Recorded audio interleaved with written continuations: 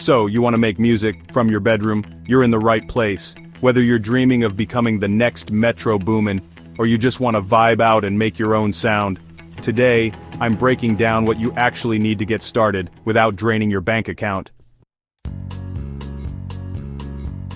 Let's start with the gear, the essentials. You don't need a massive setup, just these key pieces. Laptop or desktop doesn't matter.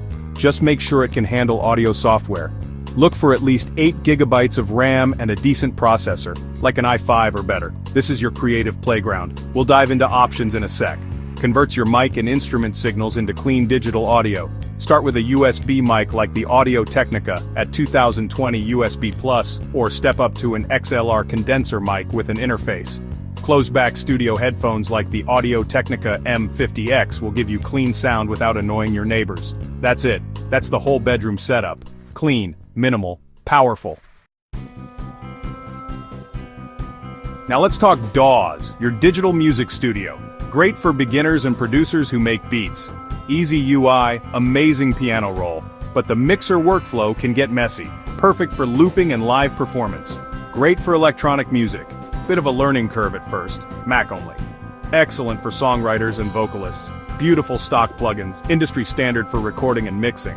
But it's pricey, and can feel clunky if you're producing beats. Free options to get your feet wet. Not as powerful, but they're surprisingly capable.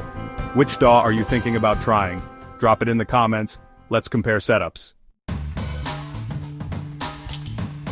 Okay, big question. Should you go physical or fully digital? Here's the truth. You can make hits with just a laptop and headphones. Seriously, plenty of chart-topping producers started just like that. But if you love tactile control and sound design, adding hardware down the line might unlock your next level. The best setup? The one you'll actually use. So start small. Grow naturally. Are you Team FL Studio or Ableton?